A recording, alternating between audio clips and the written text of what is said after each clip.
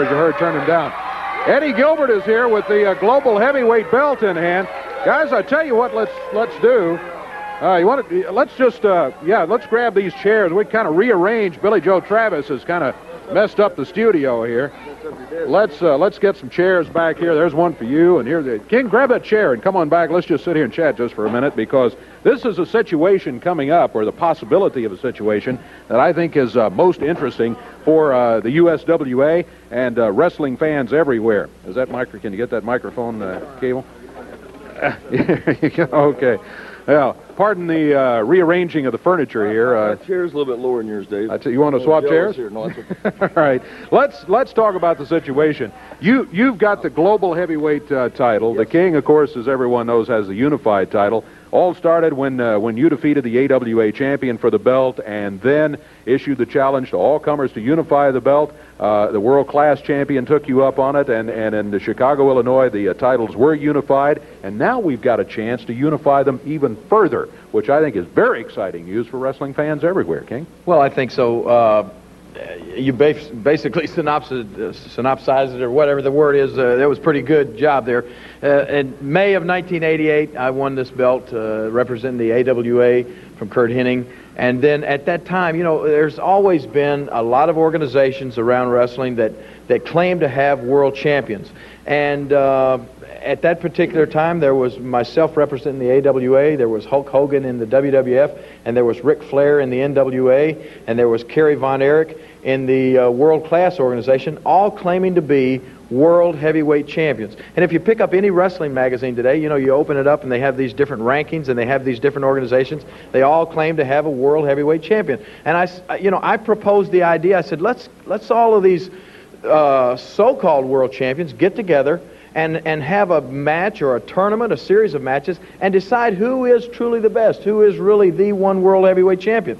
And of course, you know, at that time, a couple of the organizations declined, because it takes a lot of guts for an organization to risk their claim to a world championship.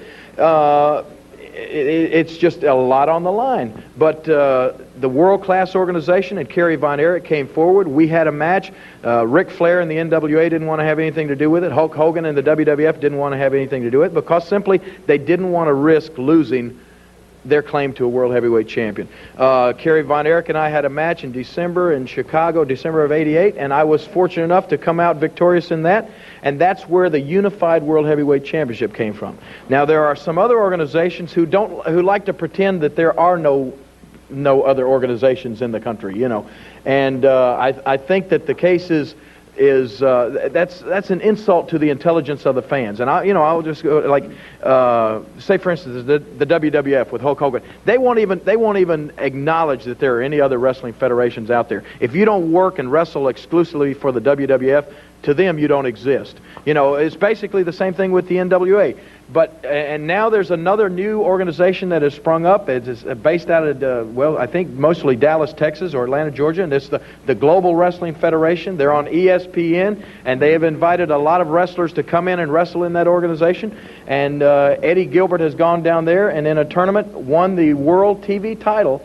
And I think it's not only to Eddie's credit, but it's to the credit of the Global Wrestling Organization that they're willing to risk that title against this title, because after this match, there's only going to be one title. So that's right. Well, the thing I want to say, I want to stress to everybody too, a lot of people probably would never expect me to sit here and say this, is that the respect and how much I admire Jerry Lawler for what he's done by wrestling people like Kerry Von Erich and winning and unifying the world heavyweight title, by defeating Kurt Hennig and becoming the AWA world champion, and by consolidating the titles to be one. And, you know, like he's talking about Hulk Hogan, and now we have Lex Luger as world champion, and they will not ever journey outside those boundaries of that organization to defend the belt against any other challengers.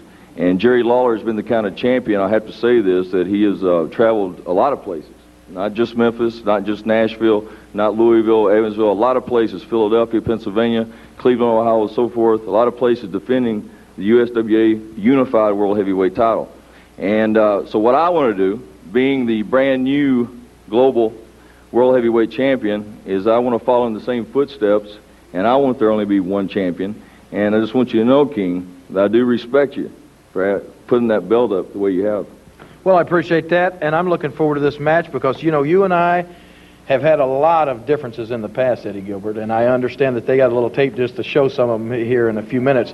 But I will also give the devil his due. You're a fine wrestler, and this is going to be your opportunity. In the past, you've said a lot of times that you couldn't get a title shot with me and that I was avoiding you. Well, the fact is, I never have actually wrestled you for the World Heavyweight title. Well, you're getting your shot now, and I don't want to hear any complaints afterwards. I want to make sure that you're 100% for this match. I want to make sure that you're ready and up for it, because when it's all over, Eddie, I want you to realize, and I don't want there to be any sour grapes, and I don't want you to go around complaining and crying that you got the short end of the stick or the deck was stacked against you. I want you to go into this thing knowing full well that you can go back to the global organization next week and say, hey, guys, I lost our belt up there in Memphis, Tennessee. Well, Jerry, I don't, wait a minute. I want you to do that. Wait a minute.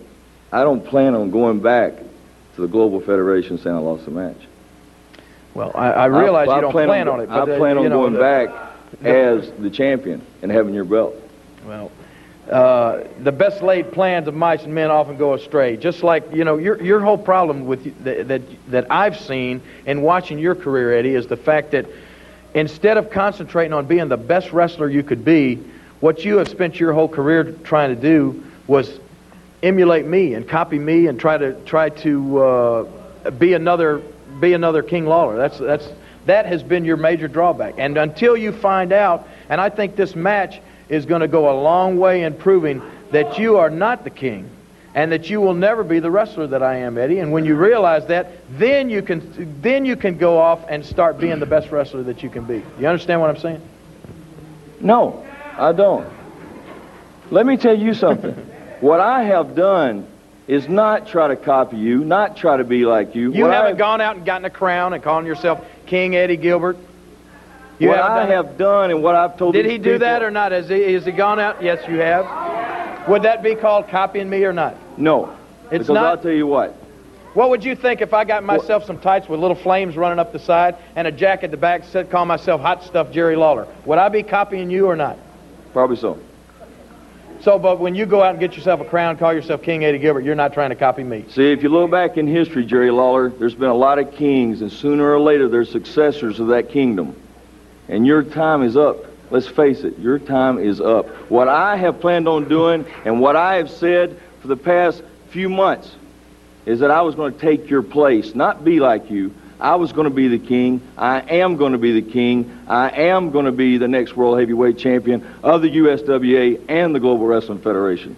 That's the problem. I'm not trying to be like you. I want to be the king. I will take your place. Your time is up, and you've got to understand that.